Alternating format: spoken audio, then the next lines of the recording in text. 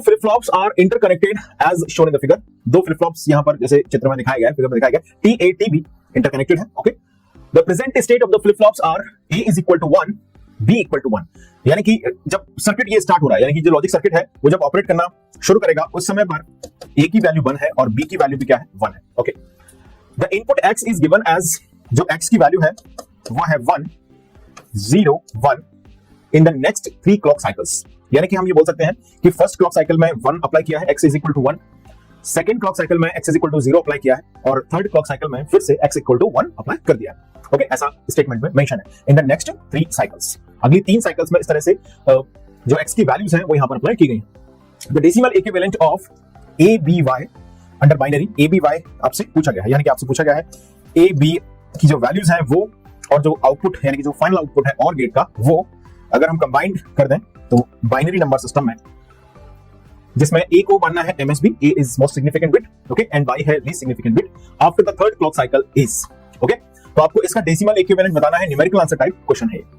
तो मैं समझता हूं दोस्तों ये क्वेश्चन है मॉडरेट लेवल का।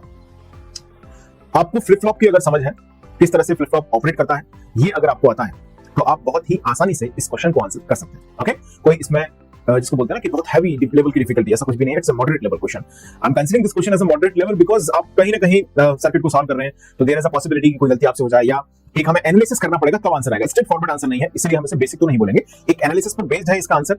आपको एनालाइज करना पड़ेगा सर्किट कैसे ऑपरेट हो रहा है, तो ऑब्वियसली हम इसे कंसीडर करेंगे as a moderate level question. Okay, so guys as usual pause the screen right now and try to attempt this question at least once. Okay, सबसे पहले आप क्वेश्चन को नोट कर लें, थोड़ा साइड हो जाता हूं, क्वेश्चन को आप नोट कर लें, जल्दी से लिखिए क्वेश्चन को, देख लिया सभी ने?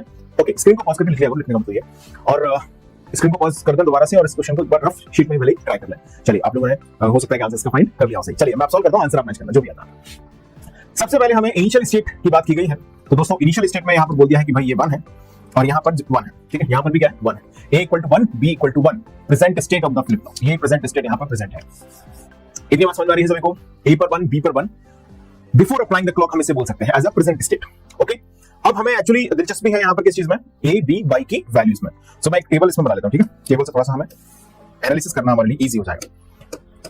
तो 1 बाय 1 जो वैल्यूज हमारे पास हैं, चाहे वो x की वैल्यू हो with respect to first second third clock pulse, x की वैल्यू, a b y की value, okay, a b and y। So यहां पर मैंने रखा क्लॉक को, यहां रखा x को, यहां a b y। तो जब हमने क्लॉक यहां पर अप्लाई नहीं करी है तो उस समय पर हम ये मान सकते हैं कि जो a b की इनिशियल स्टेट है उसकी वैल्यू रखी गई है 1। ओके, और a b 1 1 है तो y को भी हम 1 बोल सकते हैं, ठीक है, x कुछ भी हो कोई फर्क नहीं पड़ता, डोंट केयर। ओके, चलिए